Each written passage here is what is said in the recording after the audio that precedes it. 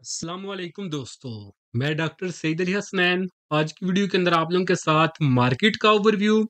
और फिर जो डिटेल में ऑटो सेक्टर का जो एनालिसिस है वो आप लोगों के साथ मैं शेयर करूंगा। तो पहले हम जो ऑटो सेक्टर में से जो उसकी जो मेन रिसेंट डेवलपमेंट्स और जो न्यूज़ हैं उनकी जो डिस्कशन करेंगे और फिर जो है हम बारी बारी से ऑटो सेक्टर के जो मेन शेयर्स हैं जिनके अंदर हमारे पास Sazgar Engineering Limited, Gandhara Automobile Limited, Gandhara Industries Limited, Honda Atlas Cars Limited, Millat Tractor Limited, Indus Motors को जो है हम जो है वो चार्ट के ऊपर देखेंगे, उनका टेक्निकल एनालिसिस करेंगे और देखेंगे कौन से बेस्ट लेवल और स्ट्रेटजीज हो सकती हैं जिनको अगर हम फॉलो करें तो अपने प्रॉफिट को जो मैक्सिमाइज कर सकते हैं और अपने रिस्क को जो वो मिनिमाइज कर सकते हैं। तो यही सब कुछ आज की वीडियो के अंदर आप लोगों के साथ डिस्कस किया जाएगा। तो अगर हम मार्केट की बात करें तो आज के दिन जो मार्केट ने जो क्लोजिंग दी है वो 1,47,343 के ऊपर दी है। मार्केट ने 150 पॉइंट जब इंट्राडे बेसिस के ऊपर जब लूज किए जो कि परसेंटेज वाइज 0.10% बनते हैं। ट्रेडिंग जब ओवरऑल जब वोलाटाइल रही है, अगर हम देखें तो 935 मिलियन का 935 मिलियन जो वॉल्यूम जो वो आए हैं जिनकी टोटल वैल्यू जो है वो 33.5 अरब रुपए की बनती है। आज के दिन मार्केट में 238 कंपनीज ऐसी थी जिन्होंने एडवांस किया है, 201 कंपनीज जो है वो डिक्लाइन किए इन्होंने और 35 कंपनीज जो है वो अनचेंज रही हैं। टॉप वॉल्यूम लीडर्स में अगर हम देखें तो पेस पाकिस्तान लिमिटेड, बैंक मुकरमा और पाक इलेक्ट्रॉन लिमिटेड जो है ये सरफहरिस्त थे। अगर हम जब मेन ड्राइवर्स आज के दिन देखें मार्केट में तो पहली बात ये है कि जो अभी जो करंट वीक चल रहा है ये रोल ओवर वीक है। तो रोल ओवर वीक के अंदर जो है वो अगर जो ओवरऑल मार्केट का सेंटीमेंट जो है वो ज्यादा अच्छा जो है वो ना हो तो मार्केट जो है वो थोड़ी स्लगिश परफॉर्म करती है, यानी थोड़ा गिरना स्टार्ट कर जाती है या फिर रुक जाती है, जैसा कि इस वीक में हो रहा है। तो ये क्यों हो रहा है? क्योंकि पाकिस्तान के अंदर जो है नेशनल फ्लड अलर्ट जो है वो जारी कर दिया गया है। तो लोग जो है वो जो सैलाब की तबाहकारियां हैं उससे जो वो डरे हुए हैं और ज्यादा इन्वेस्टमेंट की तरफ जो वो नहीं जा रहे। तो जब रोल ओवर वीक होता है ना, अगर तो मार्केट का सेंटीमेंट जो वो पॉजिटिव हो, इस तरह का कोई नेगेटिव जो है वो इकोनॉमिक फैक्टर जो वो सामने ना हो, तो रोल ओवर वीक में होता क्या है कि लोग जो है वो फ्यूचर सेगमेंट के अंदर जिन्होंने पोजीशन बिल्ड की होती है एक मंथ के अंदर, जैसा कि अभी अगस्त का जो रोल ओवर चल रहा है सितंबर के अंदर के लिए, तो लोग अगस्त के अंदर सामान जो वो बेचते हैं, होल्डिंग बेचते हैं और सितंबर का जो कॉन्ट्रैक्ट होता है उसके अंदर सेम क्वांटिटी जो वो बिल्ड कर लेते हैं। तो मार्केट के अंदर जो पॉजिटिव मोमेंटम होता है वो सेम जो वो प्रिवेल करता है। बट जब कोई नेगेटिव जो फैक्टर आ जाता है, जैसा कि अभी नेशनल फ्लड अलर्ट जो वो जारी कर दिया गया है जिसकी बहुत ही जो समझे सीवियर किस्म की जो है तबाहकारियां हो रही हैं, तो जब इस तरह का कोई मेजर जो इकोनॉमिक जो है वो अलर्ट जारी हो जाता है, फैक्टर आ जाता है, तो फिर जो इन्वेस्टर होता है जो थोड़ा समझे कि थोड़ा अक्लमंद होता है, तो वो फिर जो थोड़ा इंतजार करता है कि एक दफा ये जितना भी जो ये इम्पैक्ट आ रहा है इसका एक दफा एस्टिमेट थोड़ा सा पता चल जाए कि कौन से सेक्टर जो है या फैक्टर है जो कि जब वो नेगेटिव होंगे और कौन से सेक्टर या फैक्टर हैं जो कि मार्केट को जो है वो पॉजिटिव कर सकते हैं। तो फिर वो उन चीजों का जो वो वेट करता है ताकि उसकी जो है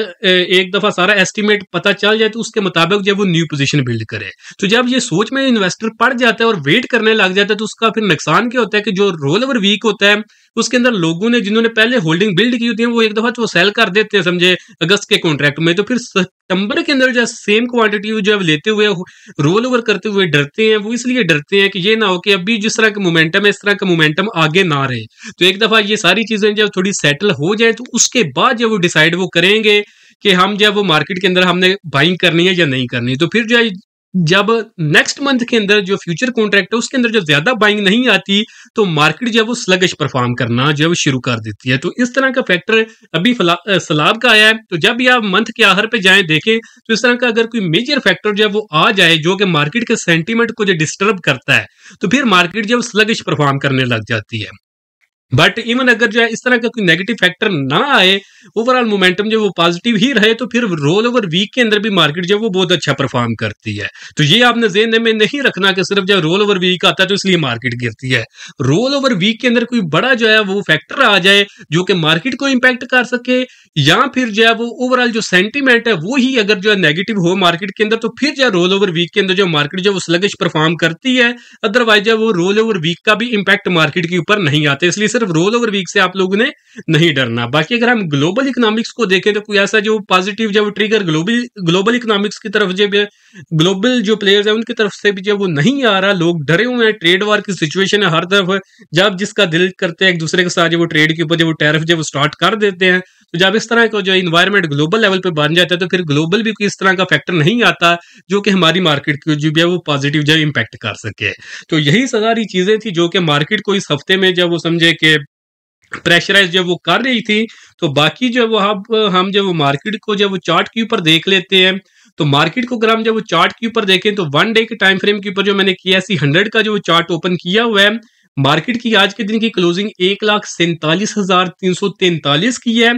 मार्केट के अंदर अगर हम शॉर्ट टर्म के लिहाज से देखें तो मार्केट अपने डाउन ट्रेंड के अंदर है, शॉर्ट टर्म के लिहाज से। मिड टर्म या लॉन्ग टर्म के लिहाज से अभी भी मार्केट डाउन ट्रेंड के अंदर नहीं आई। ठीक है, अभी मार्केट जब वो नीचे गिर रही है, नीचे गिर क्यों रही है, तो मार्केट के पास अगर हम देखें ना तो 20 दिन की जो मूविंग एवरेज है जो कि हमारे पास है 1,45,880 का ये लेवल है। तो मार्केट जब भी जब परफॉर्म करती है ना तो बाज औकात जब वो ओवर जब समझे कि हीट हो जाती है, मार्केट का मोमेंटम जब वो अच्छा होता है तो जो एक मार्केट की एक एवरेज वैल्यू होती है, मार्केट उस एवरेज वैल्यू से भी जब वो बहुत ज्यादा ऊपर चली जाती है। तो मार्केट ने अभी जो हाईएस्ट लेवल लगाया है वो 1,51,261 का लगाया है, बट मार्केट की जो समझे कि एवरेज जो वैल्यू थी वो हमारे पास 20 EMA का लेवल था जो कि हमारे पास 1,45,880 का लेवल है। तो जब मार्केट अपनी एवरेज वैल्यू से बहुत ज्यादा ऊपर चली जाती है, जब छोटा ट्रेडर या इन्वेस्टर होता है तो वो देखता है कि मार्केट ऊपर जा रही है, तो फिर वो मार्केट का एक्चुअल जो वैल्यू नहीं देखता, सिर्फ वो ये ओवरऑल जो पॉजिटिव सेंटीमेंट देख के ही जो इन्वेस्ट करना शुरू कर देता है। तो जब उसकी तरफ से जो ज्यादा जो समझे कि एंट्री आने लग जाती है विदाउट रिसर्च, तो फिर जब मार्केट ने ओवर हीट किया होता है तो जो बड़े प्लेयर्स होते हैं वो प्रॉफिट बुक करना जो शुरू कर देते हैं। तो यहाँ पे भी जब वो सेम वही सिनेरियो बना है कि जब यहाँ पे मार्केट ने ओवर हीट किया है तो छोटा ट्रेडर या इन्वेस्टर जो है वो जब यहाँ पे जो अन्य जब वो बाइंग की तरफ आया तो बड़े प्लेयर जो वो प्रॉफिट बुकिंग की तरफ आ गए हैं। तो फिर जब बड़े प्लेयर जब वो प्रॉफिट बुकिंग की तरफ चले जाते हैं तो फिर जब वो मार्केट की जो एक्चुअल वैल्यू होती है ना, फिर मार्केट जब उस तरफ आना शुरू कर देती है और मार्केट की जो एक्चुअल वैल्यू है वो 1,45,880 का लेवल बनता है एटलीस्ट, कि यहां तक जो वो मार्केट को होना चाहिए था, इससे ज्यादा ऊपर नहीं था होना चाहिए। लेकिन अभी भी जब वो उससे ऊपर ही जब वो ट्रेड कर रही है,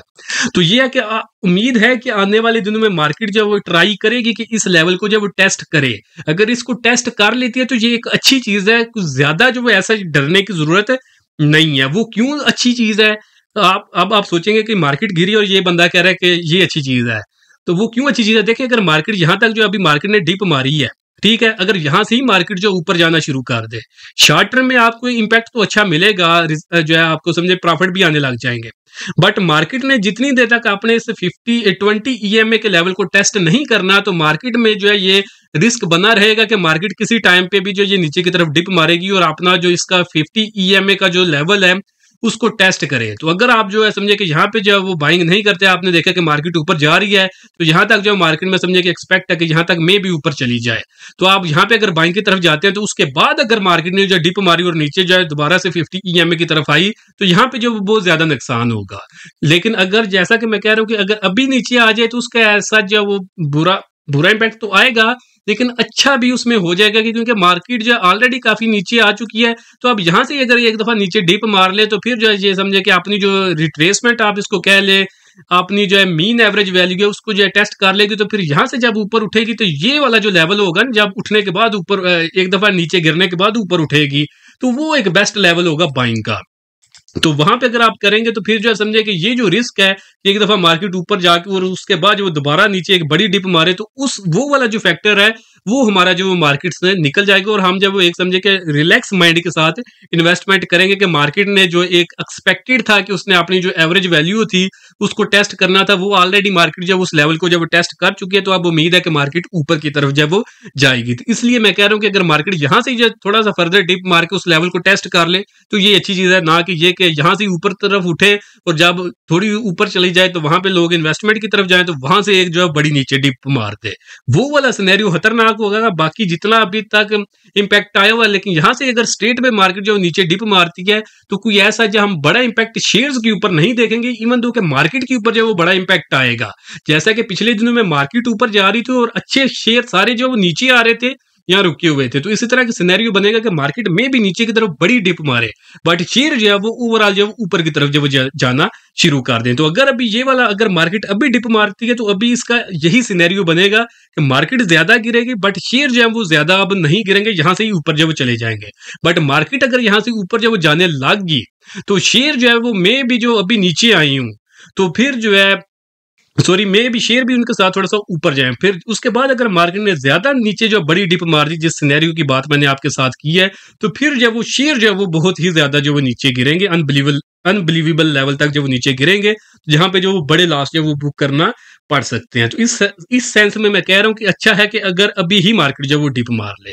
वेल अभी जिस तरह की सिनेरियो उसके अंदर जो आपको क्या करना चाहिए, उसके अंदर आप सिलेक्टिव स्टॉक्स के अंदर काम करें, उन स्टॉक्स के अंदर आप काम करें जिनके अंदर जो अभी रिसेंट ही जो वो ब्रेकआउट हुआ है, यानी न्यू बाइंग की अपॉर्चुनिटी बनी है। ना कि उन शेयर में करें जो कि ऑलरेडी अपने प्रॉफिट बुकिंग लेवल्स के ऊपर जो आ चुके हैं, तो वहां पे आप जो बाइंग करें, तो जैसे ही आप बाइंग करें तो लोग जो बिग प्लेयर हैं, जो इंटेलिजेंट इन्वेस्टर है, वहां पे वो प्रॉफिट बुकिंग जो है स्टार्ट करेगा, तो आप टॉप के ऊपर जब लेके बैठ जाएंगे और उसके बाद जो उसके अंदर जो दोबारा से बड़ी डिप आएगी तो आपने पहले टॉप के ऊपर जो खरीदा होगा, और जब डिप के ऊपर जहां पे इंटेलिजेंट इन्वेस्टर जो बाइंग की तरफ आएगा वहां पे जो आप लॉस बुक कर बैठेंगे। तो ये जो सिनेरियोज इनसे जो आपने बचना है। तो बाकी अगर आप मार्केट की जो सपोर्ट की बात करें, फर्स्ट सपोर्ट मार्केट के पास 1,47,000 की है,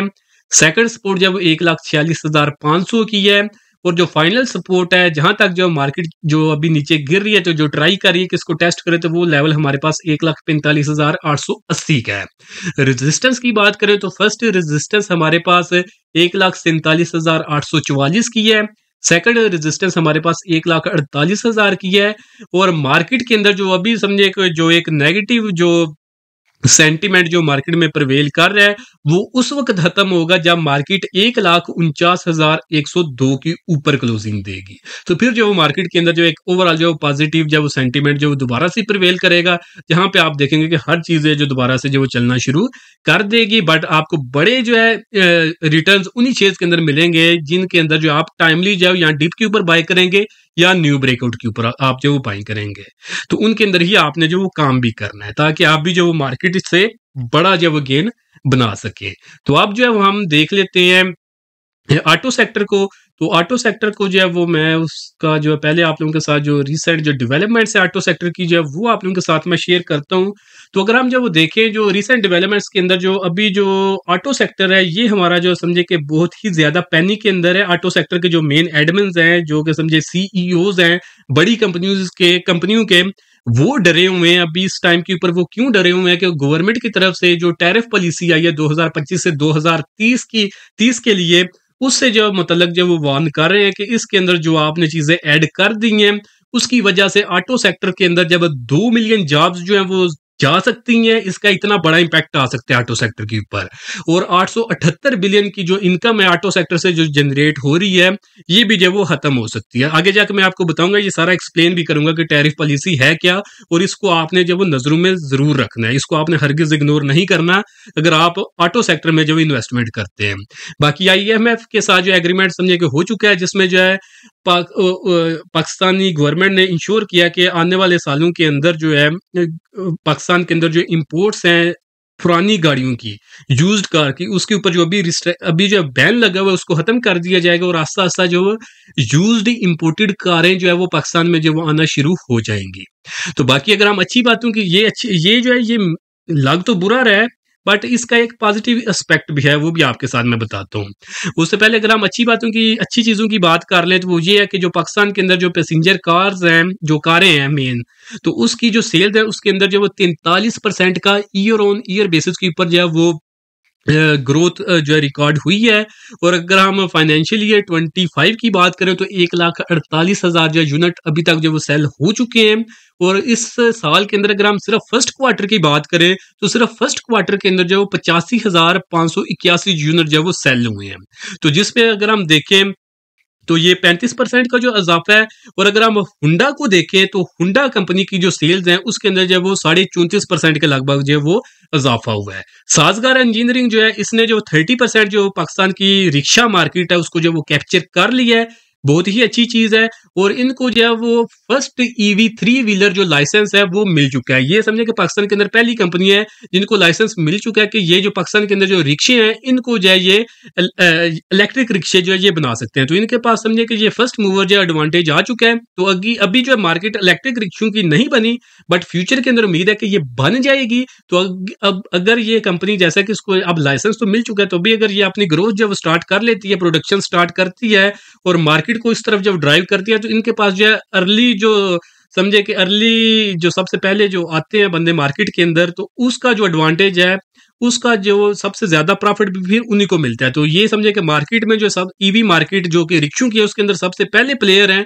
तो सबसे ज्यादा फायदा भी ये जो है उठा सकते हैं। तो करंट अगर हम इनकी कैपेसिटी की देखें तो करंटली जो है ये 250 जो यूनिट है पर मंथ, ये जो साजगार वाले जो वो बना रहे हैं रिक्शों के। तो इंशाल्लाह उम्मीद है कि आस्ता आस्ता जो है इनकी जब मजीद जो है वो ग्रोथ आएगी। तो अब जो है हम बात कर लेते हैं जो कि हमारे पास आपको जो मैंने बताया कि जो हमारे पास न्यू टैरिफ पॉलिसी 2025 से 2030 की आई है ऑटो सेक्टर से रिलेटेड। इसके अंदर जो है वो गवर्नमेंट ने किया कुछ यूं है कि गवर्नमेंट ने जो ये बोल दिया है कि ये जो है अब इंपोर्टेड कार्स जो है वो यूज्ड इंपोर्टेड कार्स, वो पाकिस्तान के अंदर उनके ऊपर जो इंपोर्ट के ऊपर जो रिस्ट्रिक्शंस लगी हुई थी उसको जब वो अब रिस्ट्रिक्शंस को जो बैन लगा हुआ तो उसको खत्म कर दिया जाएगा। तो अब पाकिस्तान के अंदर जो है वो बाहर से जो यूज्ड कार है उनको जब वो मंगवाया जा सकता है और उनको आप जो है सेल भी कर सकते हैं। तो इससे जो हमारा लोकल सेक्टर है वो इतना क्यों डरा हुआ है कि जिसकी जो समझे कि गवर्नमेंट को धमकी दे रहे हैं कि 2 मिलियन जॉब जो है वो जाती रहेंगी और 878 बिलियन की जो इनकम है ये भी जाती रहेगी। तो इनको ये डरे, ये इतना जो समझे कि फिजिबल है नहीं। अगर जो अभी जो प्रैक्टिस कर रहे हैं ना हमारे ऑटो सेक्टर वाले, अगर तो यही हरकतें ये करते रहेंगे तो फिर तो ये डूबेंगे, जरूर डूबेंगे। और अगर जो है ये सुधर गए तो फिर जो है ये बच जाएंगे और इनको जो फायदा ज्यादा होगा इस पॉलिसी का। वो क्यों होगा, देखिए अभी जो है पाकिस्तान के अंदर समझे कि पुराने जमाने की गाड़ियां हैं और सिर्फ उनको 0 मीटर बोल के जो वो एक्सपेंसिव जो एक्सपेंसिव रेट है इंटरनेशनल उस कंपनी के, उन रेट्स के ऊपर जो है समझे कि 20-20 30 साल पुरानी जो गाड़ियां उनको जो पाकिस्तान के अंदर जो सेल किया जा रहा है 0 मीटर बोल के। और साथ में ये कहा जाता है कि इस गाड़ी की कीमत हमने पाकिस्तान में उतनी ही रखी हुई है जितनी के जो वो इंटरनेशनल मार्केट में है। बट ये लोग ये नहीं बताते कि ये जो गाड़ी पाकिस्तान के अंदर जो सेल की जा रही है, ये जो इंटरनेशनल मार्केट के अंदर जब लॉन्च हुई थी तो यहाँ से 10-15 साल पहले लॉन्च हुई थी, बट पाकिस्तान के अंदर उस वक्त लॉन्च नहीं थी हुई। बट प्राइस ये मांगेगी कि हम जो इंटरनेशनल प्राइस ले रहे हैं, यहाँ पे ये जो ज्यादती कार्य होते हैं और बाकी इनकी जो सेल भी हो जाती है। तो सेल क्यों होती है, क्योंकि लोगों के पास कोई दूसरा अल्टरनेट ऑप्शन ही नहीं है। अगर ये नहीं खरीदेंगे तो क्या खरीदेंगे, आ जाके खरीदना तो उन्होंने इन्हीं जो है लोकल जो अभी असेंबलर्स हैं पाकिस्तान के अंदर, मैन्युफैक्चर तो कोई भी नहीं है, सिर्फ असेंबलर ही हैं, बाहर से पुर्जे मंगवाते हैं, वो भी जो पुरानी टेक्नोलॉजी के, तो उनको जो बस जोड़ के पेश शेष नट कावले टाइट करके तो वो आगे जो वो बेच देते हैं। तो उससे जो है अब क्या हुआ है कि अब गवर्नमेंट ने जब बोला ना कि अब हम जब वो यूज्ड इंपोर्ट कार जो वो पाकिस्तान में जो है अलाउड कर देंगे, बैन को खत्म कर देंगे, तो अब क्या होगा कि अब जो ये यूज्ड कार है इसके अंदर जो अप टू 5 ईयर्स की इन्होंने जो लिमिट लगाई हुई है कि 5 साल तक जो पुरानी गाड़ी है ना वो पाकिस्तान के अंदर जो वो आप ला के जो वो सेल कर सकते हैं। तो अभी जो मैं इंग्लैंड के अंदर जो मौजूद हूँ, ठीक है, यहाँ के अंदर जो पाकिस्तान के अंदर जो सबसे समझिए कि फेवरेट गाड़ी है जो रोड के ऊपर भी आपको सबसे ज्यादा नजर आती है, तो वो टोयोटा करोला का गाड़ी है। ठीक है, तो अगर हम यहाँ की टोयोटा करोला को देखें और पाकिस्तान की टोयोटा करोला को देखें, तो पाकिस्तान के अंदर जो वो जो ब्रांड न्यू कार है, ठीक है, उसकी कीमत और इंग्लैंड के अंदर जो ब्रांड न्यू कार है उसकी कीमत जो वो सेम है। बट जो इंग्लैंड के अंदर जो गाड़ी है उसके अंदर जो टेक्नोलॉजी है और जो पाकिस्तान के अंदर जो वो टेक्नोलॉजी है वो समझे कि जो है जमीन आसमान का जो फर्क है उनके अंदर। बट प्राइसेस जो ऑलमोस्ट सेम है, थोड़ा सा डिफरेंस है, बट ये है कि ऑलमोस्ट आप समझिए कि बिल्कुल ही जो वो सेम है। तो जब जो गवर्नमेंट जो है ये अलाउ कर देगी कि आप 5 साल तक जो पुरानी जो वो गाड़ी इंपोर्ट करें और पाकिस्तान के अंदर जब उसको आप जब सेल कर सकते हैं, तो ये जो लोग समझे कि 10-10 साल अब क्या होगा कि आपको मैं टोयोटा के ऊपर एग्जांपल के तौर पे बता रहा हूँ, किसी को मैं डीफेम नहीं कर रहा। तो ये अगर हम देखें तो अभी जो है पाकिस्तान के अंदर जो ब्रांड न्यू टोयोटा करोला है, एक आपके पास वो ऑप्शन होगा और एक जब वो 5 साल पुरानी जब इंपोर्टेड टोयोटा करोला होगी जो कि हाइब्रिड भी होगी, उसके अंदर फ्यूल कंजम्पशन भी कम होगी और आप लोकल गाड़ी से सस्ती भी होगी, हर लिहाज से उसमें टेक्नोलॉजी भी ठीक होगी, सेफ्टी भी जो है वो लोकल गाड़ी से बेहतर होगी और सस्ती भी होगी और पायदार भी जो वो ज्यादा होगी। तो फिर लोग जब किस तरफ जाएंगे, जिसके अंदर भी थोड़ा सा भी कॉमन सेंस है ना, वो टोयोटा की ही गाड़ी खरीदेगा, बट इंपोर्टेड गाड़ी जो है वो खरीद लेगा। तो जो लोकल असम्बलर्स हैं जो कि पुरानी टेक्नोलॉजी के ऊपर जो वो काम कर रहे हैं, तो वो तो लग गए ना समझे खड्डे लाइन, उनका तो कारोबार गया तबाह हो। तो ये जो ये कह रहे हैं 2 मिलियन जॉब्स और 878 बिलियन की जो इनकम है, ये सिर्फ सेक्टर की ही जाएगी। इम्पैक्ट आएगा पाकिस्तानी लोकल मार्केट के ऊपर भी, बट अगर ये टेक्नोलॉजी के ऊपर शिफ्ट कर जाते हैं, थोड़ी एडवांसमेंट लाते हैं, जो टेक्नोलॉजी ओवरऑल जो दुनिया के अंदर जो है, जो इंटरनेशनल लेवल्स के ऊपर जब कोई टेक्नोलॉजी आ रही है, उसी वक्त अगर वो पाकिस्तान के अंदर लेके आते हैं, सेम फीचर्स अगर देते हैं जो कि इंपोर्टेड गाड़ी के अंदर है, अगर वही फीचर आपको पाकिस्तान के अंदर वही मिलने लग जाए उसी गाड़ी के, और हर लिहाज से अगर आप गाड़ी इंटरनेशनल स्टैंडर्ड्स के ऊपर जो वो बनाने शुरू कर दें, और वाज़ेह डिफरेंस भी हो कि इंपोर्टेड गाड़ी जो है वो सस्ती है, और जो लोकल गाड़ी है वो भी उसी के करीब करीब है, बट टेक्नोलॉजी वाइज उसी को जो वो बीट करती है, तो फिर जो डेफिनेटली लोग वो जो 0 मीटर के जो लवर होते हैं, तो वो तो लोकल गाड़ी को प्रेफर करेंगे कि हम लेते हैं कि भाई अच्छी गाड़ी है, इंटरनेशनल स्टैंडर्ड्स को मीट कर रही है। बाहर से जो गाड़ी आई है इसकी जो पता नहीं किस तरह जो यूज हुई है, क्योंकि सेकंड हैंड गाड़ी है, तो फिर लोग जब वो सेकंड हैंड गाड़ी को छोड़ के तो लोकल गाड़ी के ऊपर भी जब वो उसी को प्रेफर करेंगे, क्योंकि इंटरनेशनल स्टैंडर्ड्स को मीट कर रही है, इंटरनेशनल प्राइसेस को जब वो मीट कर रही है, तो लोग उसको प्रेफर करेंगे। और जहां पे जो है समझे कि अभी जो अभी जिस तरह की जो टेक्नोलॉजी पे ये पाकिस्तानी असम्बलर्स जो है वो काम कर रहे हैं, तो आपकी लोकल गाड़ी जो है वो घटिया भी होगी, टेक्नोलॉजी भी उसमें बुरी होगी, महंगी भी होगी, और जो इंपोर्टेड गाड़ी है वो सस्ती होगी, तो डेफिनेटली लोग जब वो सस्ती की तरफ जाएंगे और अच्छी की तरफ जाएंगे, तो इंपोर्टेड गाड़ियां जो फैल जाएंगी, लोकल जो असेंबलर्स हैं उनको जो मार पड़ेगी, तो सेक्टर के ऊपर जो वो बड़ा इंपैक्ट आएगा। बट अगर जो है ये एडवांसमेंट लेके आते हैं, इन्वेस्टमेंट करते हैं, अभी तक जो है इन्वेस्टमेंट इन्होंने कोई बड़ी नहीं की, बट प्रॉफिट ये जो बहुत ही जो वो बड़े बना रहे हैं। बट अब जो है अगर इन्होंने प्रॉफिट बताने हैं, तो अब इन्हें इन्वेस्टमेंट भी करनी पड़ेगी, एडवांसमेंट भी लानी पड़ेगी। अगर ये नहीं करेंगे तो ये रगड़े जाएंगे, ये समझे कि गे किसी टाइम भी जो निकल जाएंगे। तो इतना मुझे उम्मीद है कि इतना तो कॉमन सेंस ये जो हमारे सीईओज हैं हमारे ऑटो सेक्टर्स की बड़ी कंपनियों के, तो उन्होंने भी अब थोड़ा सा दिमाग लगाना शुरू कर दिया होगा कि अगर हमने पाकिस्तानी मार्केट के अंदर अब सर्वाइव करना है, कंपटीशन आ रहा है, कंपटीशन ऑलवेज अच्छा होता है, शुरू में उसका नेगेटिव इंपैक्ट आता है, बट अगर उसको जो अच्छी नीयत के साथ इंप्लीमेंट किया जाए तो उसका ओवरऑल जो फायदा है कंज्यूमर को ही होता है, और ओवरऑल इंडस्ट्री जो है वो ग्रो करती है। तो अब अगर जिस तरह की अगर ये इंपोर्टेड कारें आनी शुरू हो जाएंगी, तो वो कंपनीज जो न्यू टेक्नोलॉजी जो है इंट्रोड्यूस करेंगी, न्यू स्टैंडर्ड जो है वो सेफ्टी स्टैंडर्ड जब इंट्रोड्यूस करेंगी, इंप्लीमेंट करेंगी अच्छी प्राइस के अंदर, तो वो सर्वाइव कर जाएंगी। और जो वो समझे कि पुराने माइंडसेट के ऊपर ही कि लगाना कुछ नहीं, कमाना ही कमाना है, कमाना ही कमाना है, तो वो रगड़े जाएंगे, वो समझे कि बंद होंगे। तो ये 2 मिलियन जो है ना, तो इसमें जो है समझे कि अगर ये सुधरेंगे नहीं तो ये 2 मिलियन जॉब लॉस होगा, और अगर ये सुधर गए तो ये जो है इसमें जो है 2 मिलियन जॉब्स का इजाफा भी हो सकता है। तो ये भी आपने ज़हन में रखना है।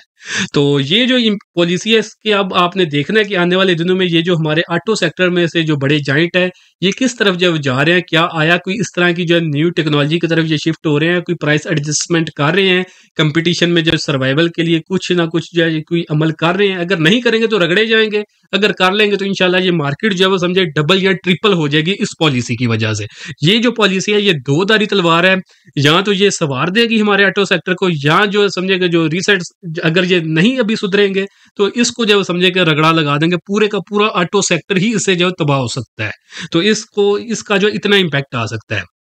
अगर राइट साइड के ऊपर जो इन्वेस्टमेंट ये अगर अभी से स्टार्ट कर देंगे तो ये बच जाएंगे, और अगर ये नहीं सुधरेंगे तो इनको जो इन्होंने जब रगड़ा जाना है। और अगर हम देखें तो अगर हम अच्छी चीज़ों के लिहाज से देखें तो गवर्नमेंट ने यहाँ पे जो है ये इंपोर्टेड कार्स का बोला है कि इसको इंपोर्ट कर सकते हैं, तो वहाँ पे जो वो गवर्नमेंट ने ये भी बोला कि जो अभी हमारे जो लोकल ऑटो सेक्टर के ऊपर काफ़ी जो वो हाई टैरिफ्स हैं, तो हम उनको भी जब वो आस्ता आस्ता जो वो कम करेंगे, ताकि कुछ आप टेक्नोलॉजी में एडवांसमेंट लाएं, कुछ हम अपनी तरफ से जो वो देंगे आपको, और आप जब वो मार्केट को जब फ्लरिश करें। तो जो ये सारी चीज़ों के ऊपर जो मिल बैठ के जो वो काम करेगा वो बच जाएगा, जो नहीं करेगा वो रगड़ा जाएगा। तो बाकी अगर हम बात करें तो चाइनीज जो ईवी जाइंट है BYD, उनकी जो लोकल असेंबली जब स्टार्ट हो चुकी है, जिनकी कैपेसिटी जब 25,000 यूनिट पर ईयर होगी। और ये जो BYD की जो कोलैबोरेशन है, ये हमारे पास जो हब पावर कंपनी लिमिटेड है उनके साथ जो ये कोलैबोरेशन में काम कर रहे हैं।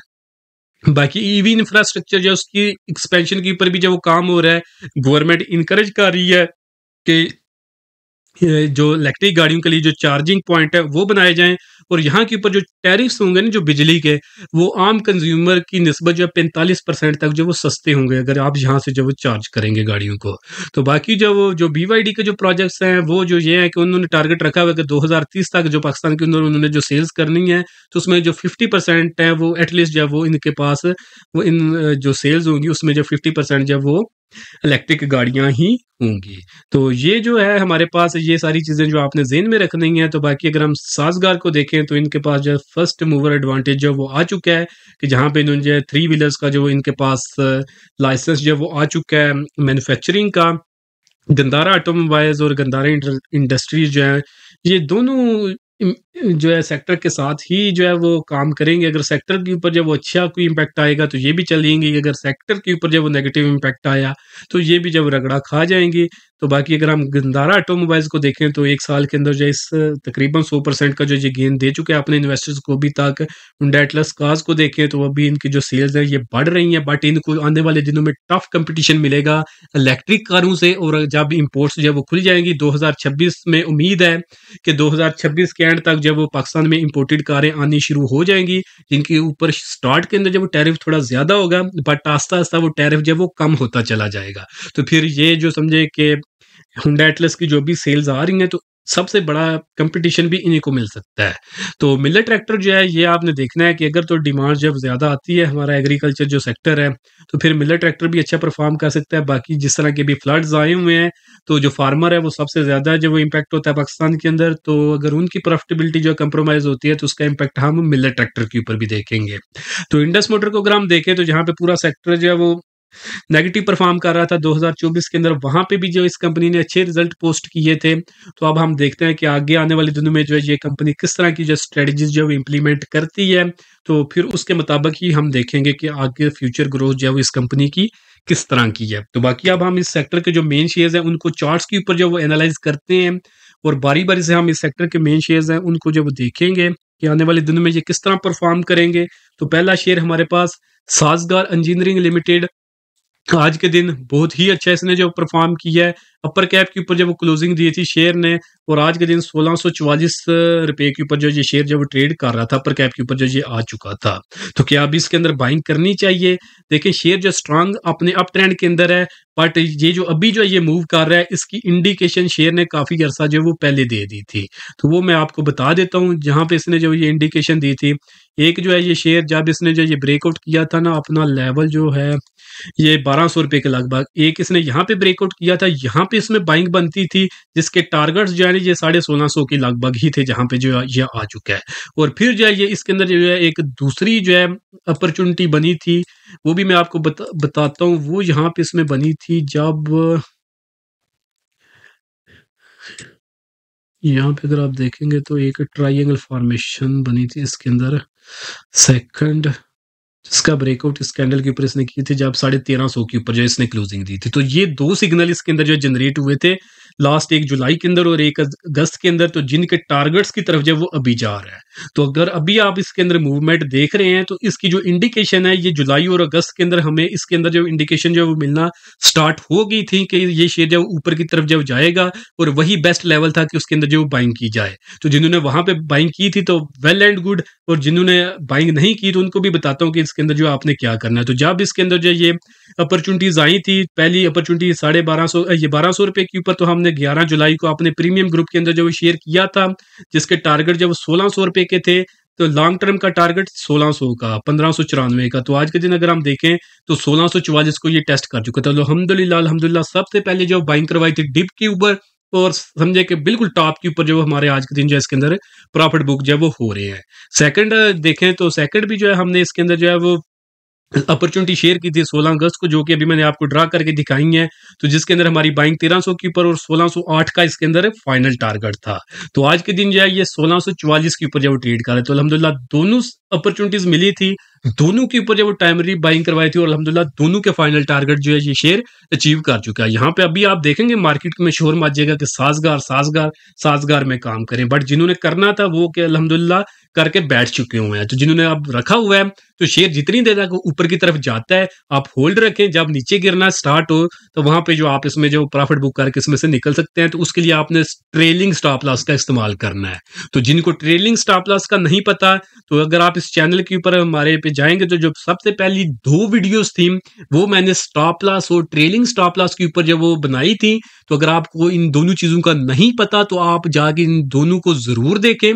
ये बहुत ही जरूरी है कि अगर आप मार्केट में काम करते हैं तो आपने हर हाल में स्टॉप लॉस और ट्रेलिंग स्टॉप लॉस का इस्तेमाल करना है। तो अगर आपको नहीं पता तो चैनल पे डिटेल के अंदर ये दोनों वीडियोस मौजूद हैं, जाके जरूर देखें। जिनके पास साजगार पड़ा हुआ है और जो आपको नीचे के लेवल्स मैंने बताए हैं जिन्होंने वहां पे बाइंग की हुई है, तो वो आप इसके अंदर ट्रेलिंग स्टॉप लॉस का इस्तेमाल करेंगे। और वो लोग जिन्होंने इसके अंदर जो न्यू बाइंग करनी है तो शेयर जो प्रॉपर अप ट्रेंड के अंदर है तो अब आप वेट करें कि आइदर ये शेयर जो है या आपको डिप के ऊपर मिले तो वहां पे आप इसमें बाइंग करें, या फिर जो है शेयर न्यू ब्रेकआउट करे तो वहां पे आप इसमें बाइंग की तरफ जा सकते हैं। तो अब अगर हम इस शेयर की डिप की बात करें तो ये जो डिप है ये हमारे पास जब वो बनेगी इस शेयर के अंदर अब 1400 रुपए की। तो अगर तो आ जाता है तो वेल एंड गुड, अगर नहीं आता तो फिर आप वेट करें जिन्होंने ये पहले अपॉर्चुनिटीज मिस की हैं, ताकि आप कोई न्यू फॉर्मेशन बना के उसका ब्रेकआउट करे तो वहां पे आप इस शेयर के अंदर जो बाइंग की तरफ जा सकते हैं। तो बाकी जिनके पास पड़ा हुआ है तो वो ट्रेलिंग स्टॉप लॉस का इस्तेमाल करें। तो जिनको ट्रेलिंग स्टॉप लॉस का नहीं पता तो चैनल पे वीडियो मौजूद है, जाके पूरा कंसेप्ट क्लियर करें। क्योंकि अगर आप मार्केट में काम करते हैं तो अगर आपको कुछ नहीं पता तो आप सिर्फ अगर आप सिर्फ स्टॉप लॉस और ट्रेलिंग स्टॉप लॉस का काम करते रहेंगे तो यही समझे कि आपके लिए इनफ होगा कि आप मार्केट में बड़े लॉस से जो वो बच जाएं। तो साजगार के बाद जो नेक्स्ट शेयर है हमारे पास ऑटो सेक्टर से, वो है हमारे पास GAL, Gandhara automobiles limited. GL को अगर हम जो चार्ट के ऊपर देखें तो ये शेयर जो है ये भी प्रॉपर अप ट्रेंड के अंदर है। अप ट्रेंड के अंदर जो है इस शेयर के अंदर जो वो बाइंग की अपॉर्चुनिटी डेवलप हुई थी जब इस शेयर ने जो है ये ब्रेकआउट किया था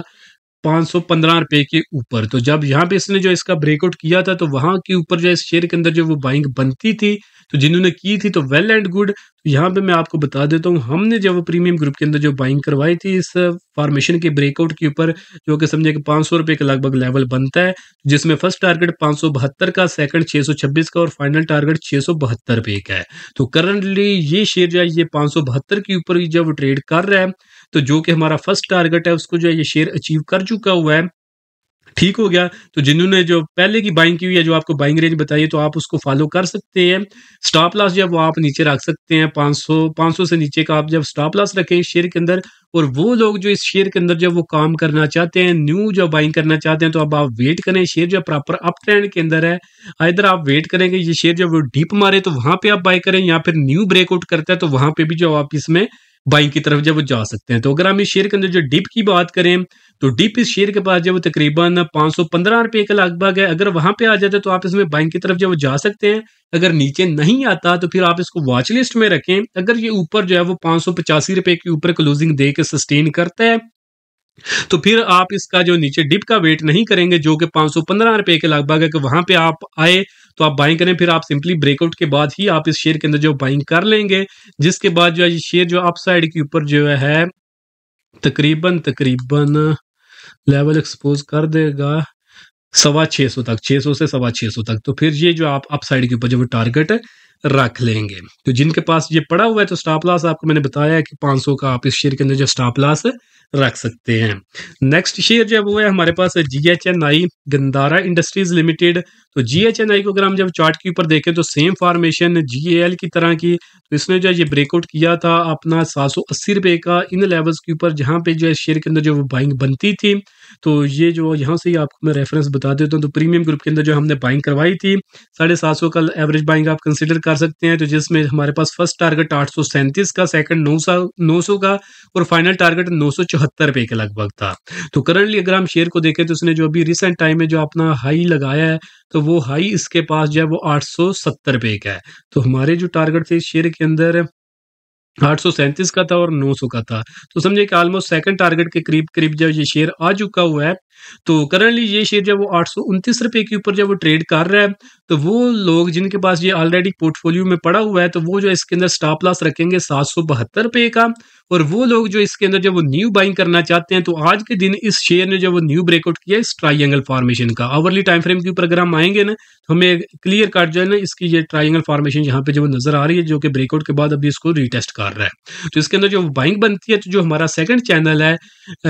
ग्रेरा ट्रेडिंग के नाम से, तो वहां के ऊपर जब वो आज इंशाल्लाह इसके ऊपर जब वो वीडियो आ जाएगी, बल्कि अभी रिसेंट ही जो अपलोड हुई है 3 मिनट पहले, तो उसके अंदर जो है हमने GHNI के अंदर जो ये जो न्यू फॉर्मेशन बनी है, तो इसकी जो कंप्लीट डिस्कशन की हुई है। तो आप इस चैनल के ऊपर जाके अगर आप इसमें जो न्यू बाइंग करना चाहते हैं, तो यहाँ से जो है आप जो है रेफरेंस जो है वो ले सकते हैं, और लेवल्स वगैरह सारा ट्रेड सेटअप आप इस वीडियो में से जाके समझ सकते हैं। तो बाकी इस चैनल का जो है ग्रेरा ट्रेडिंग का जो चैनल है उसका लिंक, बाकी हमारा जो फ्री व्हाट्सएप चैनल है उसका लिंक, हमारा जो फेसबुक जो पेज है ग्रुप है उसके भी जो सारे लिंक जो वीडियो की डिस्क्रिप्शन में जो मैं दे दूंगा। तो अगर आप हमारे डिफरेंट प्लेटफॉर्म्स को जब ज्वाइन करना चाहते हैं, जो अदर प्लेटफॉर्म है PSX चार्टिस्ट के अलावा, तो आप उस लिंक के जरिए आप उन प्लेटफॉर्म्स के ऊपर भी हमें जो वो ज्वाइन कर सकते हैं। तो GHNI के बाद नेक्स्ट अगर हम देखें, तो वो है हमारे पास हुंडा एटलस कार, एच कार को अगर हम जब चार्ट के ऊपर देखें, तो ये शेयर जो है ये फिलहाल जो है वो कंसोलिडेट कर रहा है। तो कंसोलिडेशन जोन के अंदर हमने जब शेयर की स्ट्रांग सपोर्ट और स्ट्रांग रेजिस्टेंस फाइंड करनी होती है, तो फिर जो है शेयर अगर हमें सपोर्ट के ऊपर मिल जाए, तो हमने जो सपोर्ट के ऊपर जो बाई करना होता है, और रेजिस्टेंस के ऊपर सेल करना होता है, और इसी तरह रेजिस्टेंस के ऊपर सेल करके हमने सपोर्ट के ऊपर बाई करना होता है। तो अगर हम इस शेयर की जो सपोर्ट की बात करें, तो वो 240 रुपए की है, रेजिस्टेंस 340 रुपए की है। सपोर्ट को टेस्ट करके ऊपर की तरफ जा रहा है, तो उम्मीद है कि ऊपर रेजिस्टेंस को जो ये टेस्ट कर सकते हैं आने वाले दिनों में। करंटली ये शेयर जो ये 290 रुपए के ऊपर जो ट्रेड कर रहा है, जिनके पास ये पड़ा हुआ है, तो वो स्टॉप लॉस रखेंगे 285 रुपए का। अगर ये इसको ब्रेक करता है, तो आप इसको सेल कर दें, इसमें से निकल जाएं। और वो लोग जो इसके अंदर जब वो न्यू बाइंग कर, और अगर ये आपके पास ये पड़ा हुआ है और नीचे नहीं आता, तो आप साइड के ऊपर जो है वो 316 की फर्स्ट रेजिस्टेंस और फाइनल रेजिस्टेंस 340 रुपए की होगी, जहां पे आप इस शेयर के अंदर जो प्रॉफिट बुकिंग की तरफ जब जा सकते हैं। अगर आपने न्यू बाइंग करनी है, तो इधर आप वेट करें कि ये शेयर नीचे गिरे और आपको सपोर्ट पे मिले, जो कि 240 रुपए की लगभग है। यहाँ पे शेयर जो यहाँ से ऊपर की तरफ जाए, और ऊपर जब वो 345 रुपए के ऊपर जब वो क्लोजिंग दे, तो फिर जब आप इस शेयर के अंदर जो बाइंग की तरफ जाएं, तो फिर वहां पे जो आपको इस शेयर के अंदर जो वो गेन मिलेगा, वो ये शेयर एटलीस्ट जो अपसाइड के ऊपर जाएगा, वो हमारे पास जो लेवल है वो तकरीबन 400 से 450 के लेवल होंगे। यानी 100 रुपए की जो है इजिली मूव अपसाइड के ऊपर आपको इस शेयर के अंदर मिल जाएगी, अगर ये शेयर जो है 345 रुपए के ऊपर जब क्लोजिंग दे के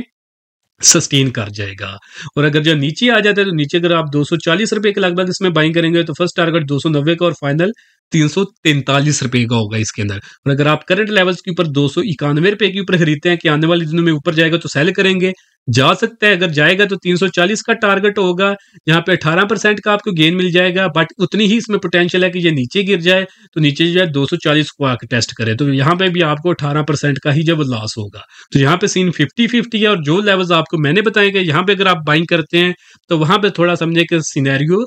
80-20 वाला जो वो बन जाएगा, तो आप उस तरफ जाएं जहां पे रिस्क कम है। तो बाकी जिसको लव है हुंडा एटलस के साथ, वो आप कर लें। अगर मे भी कंपनी खुद ही आपके साथ है वो ब्रेकअप आपके साथ कर ले।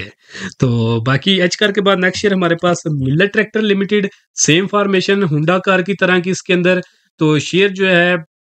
ये हमारे पास इसकी जो सपोर्ट है हमारे पास, वो है हमारे पास 515 रुपए के लगभग, रेजिस्टेंस 670 रुपए के लगभग। करंटली 570 के ऊपर ट्रेड कर रहा है। न्यू बाइंग करनी है तो 517 पे करें, या फिर जो ये 670 रुपए के ऊपर अगर क्लोजिंग दे तो वहां पे बाय करें। करंटली 572 के ऊपर है। जिनके पास पड़ा हुआ है 550 का, आप इसके अंदर जो स्टॉप लॉस रखें। जिनको स्टॉप लॉस का नहीं पता, चैनल पे वीडियो मौजूद है, जाके कंसेप्ट जो है वो क्लियर करें। बाकी ये जो आपको लेवल्स बता रहा हूँ, तो वो लोग जिनके पास जो है ये सारा एनालिसिस करने का नॉलेज है, तो उनके लिए जो ये मुश्किल नहीं है, वो इजीली खुद से कर सकते हैं। बट बहुत से लोग ऐसे हैं जिनके पास एनालिसिस है बट टाइम नहीं है कि वो खुद एनालिसिस करें, और कुछ लोग ऐसे कि जिनके पास नॉलेज भी नहीं है कि वो एनालिसिस करें, और समझे कि आप इस तरह की सिनेरियो है कि ना तो वो सीख सकते हैं, और अगर सीख लें तो वो खुद से रिसर्च नहीं कर सकते। इस तरह की मसरूफियात हैं। तो वो लोग चाहते हैं कि उन्हें एक जब ऐसा प्लेटफॉर्म मिल जाए जहाँ पे टाइमली जो है, जैसे ही शेयर के अंदर जो कन्फर्मेशन मिल जाए कि अब ये शेयर ऊपर जाने वाला है, जैसा कि हमने जो शेयर किया था साजगार के अंदर, फिर जो GAL के अंदर, GHNI के अंदर, आगे इंडस की भी मैं बात करूंगा, उसके अंदर भी जो हमने 2 सिग्नल जो शेयर किए थे, तो कुछ लोग चाहते हैं कि इस तरह जैसे-जैसे किसी शेयर के अंदर कन्फर्मेशन मिल जाए बाइंग की, तो उन्हें जो बाय कॉल मिल जाए और जब टारगेट आ जाए तो वहाँ पे जो उनको सेलिंग के जो लेवल बता दिए जाएँगे, कहाँ पे बाइंग और कहाँ पे सेलिंग करनी है। तो अगर तो आप उस तरह का जो प्लेटफ़ॉर्म ढूँढ रहे हैं, तो आप हमारी सर्विसेज़ जो अवेल कर सकते हैं, जिसमें आप जस्ट ₹6000 पे करके आप पूरे साल के लिए हमारी प्रीमियम ग्रुप जो उसकी जो सर्विसेज़ अवेल कर सकते हैं। जिसमें ₹6000 के अंदर एक तो आपको 1 साल के लिए हमारा इंट्राडे ट्रेडिंग ग्रुप जो है उसकी एक्सेस मिल जाएगी। साल पूरे के लिए ही इसी ₹6000 के अंदर आपको जो हमारा स्विंग ट्रेडिंग ग्रुप है उसकी भी एक्सेस मिल जाएगी। लॉन्ग टर्म इन्वेस्टमेंट जो ग्रुप है उसकी भी आपको एक्सेस एक सा इसी ₹6000 के अंदर मिल जाएगी। और इसी 6000 के अंदर आपको जो हमारा कंप्लीट स्टॉक मार्केट कोर्स है, जिसकी अलग से डिफरेंट प्राइस है, बट आपको इसी ₹6000 के अंदर इस कोर्स की भी एक्सेस मिल जाएगी। तो वो लोग जो कंप्लीट स्टॉक मार्केट रिलेटेड जो पैकेज चाहते हैं, तो वो हमारी जो सर्विसेज अवेल कर सकते हैं, जिसके लिए आप नीचे दिए गए व्हाट्सएप नंबर पे मैसेज करके आप इनकी जो डिटेल्स ले सकते हैं। Intraday trading group, swing trading group, long term investment group और complete stock market course just ₹6000 में आपको मिल जाएगा। तो ग्रुप व्हाट्सएप जो है नंबर इसका जो मैंने नीचे दिया हुआ है, तो जो इंटरेस्टेड हों यहाँ से जो है इसकी इन्फॉर्मेशन ले सकते हैं। तो नेक्स्ट शेयर है हमारे पास मिलर ट्रैक्टर के बाद Indus motor company limited. Indus को जब चार्ट के ऊपर जब वो देख लेते हैं, तो इंडस को अगर हम जब चार्ट के ऊपर देखें तो ये शेयर ने जो है आज के दिन जो है ये 2372 के ऊपर समझे कि आपने ऑलमोस्ट हाईएस्ट लेवल के ऊपर जो ये ट्रेड कर रहा है। तो यहाँ पे जो ट्रेड कर रहा है, बट ये है कि शेयर जो है इसने जो है अभी रिसेंट टाइम में हमें जो 2 दफ़ा इसके अंदर जो बाइंग की अपॉर्चुनिटीज़ मिली थी। एक दफ़ा अगर आप यहाँ पे देखेंगे ना 2000 के ऊपर जब इसने इन कैंडल्स के ऊपर क्लोजिंग दी थी, तो यहाँ पे इसमें बाइंग बनती थी और दूसरी बाइंग इस शेयर के अंदर बनती थी जब इस शेयर ने जब क्लोजिंग दी थी 2287 के ऊपर, तो यहाँ पे इसके अंदर जो बाइंग बनती थी। तो उसके बाद अगर हम देखें तो ये जब दोनों टाइम के ऊपर इसमें बाइंग बनी थी, तो हमने प्रीमियम ग्रुप के अंदर शेयर किया था। पहले जो हमने 2000 के ऊपर जो बाइंग करवाई थी टारगेट 2316 का, जो कि ये अचीव कर चुके हैं। और सेकंड जो बाइंग थी वो थी हमारी इसके अंदर जो वो ₹2200 के लगभग, जिसका टारगेट था फर्स्ट टारगेट 24.5 का, सेकंड 2450 का, सेकंड टारगेट 2650 का और फाइनल टारगेट जो वो ₹2850 का था। तो अभी तक जो ये फाइनल टारगेट्स जो है इसके अंदर जो दो हैं उनको इस शेयर ने अचीव नहीं किया। तो अगर जो आप इस शेयर के अंदर जो काम करना चाहते हैं, तो मेक श्योर करें कि आने वाले दिनों में ये शेयर जो है आपको 2287 के ऊपर मिल जाए। तो ये जो 3 टारगेट्स बताए ना आपको, ये 2450 का फर्स्ट टारगेट, 2650 का सेकंड और 2850 का थर्ड टारगेट, तो फिर आप इन 3 टारगेट्स को जब आप फॉलो कर सकते हैं, बट स्टॉप लॉस के साथ आपने काम करना है। स्टॉप लॉस जब आप 2100 से जब वो नीचे का जब वो रख सकते हैं। बाकी दोस्तों जिनके पास ये पड़ा हुआ है, तो स्टॉप लॉस जब वो 2100 से नीचे का रखेंगे। तो इस वीडियो के अंदर जो है दोस्तों आपको जो कुछ भी बताया गया, ये सिर्फ इन्फॉर्मेशन और एजुकेशन के लिए, ये किसी किस्म की कोई भी इन्वेस्टमेंट एडवाइस नहीं है। अगर आपने किसी तरह की कोई भी इन्वेस्टमेंट करनी है, तो उससे पहले जो आपने खुद से उसकी जो वो मुकम्मल जो वो रिसर्च कर लेनी है। तो उम्मीद करता हूँ कि आज की वीडियो भी आप लोगों को पसंद आई होगी। वीडियो अगर आप लोगों को पसंद आई तो काइंडली इसको जरूर लाइक करें, दोस्तों के साथ भी शेयर करें, चैनल को आप लोग सब्सक्राइब कर लें, ताकि फ्यूचर में भी इसी तरह मार्केट से रिलेटेड अपडेट्स और टेक्निकल एनालिसिस जब वो आपको मिलता रहे। बाकी अगर आपकी किसी शेयर से मतलब कोई भी क्वेश्चन हो, तो उसके मतलब आप कमेंट सेक्शन के अंदर पूछ सकते हैं, आइदर आने वाली वीडियोस के अंदर या कमेंट सेक्शन के अंदर ही आपको उसका जो रिस्पॉन्स मिल जाएगा। तो आज के लिए दोस्तों इतना ही, मिलता हूँ आप लोगों से नेक्स्ट वीडियो में।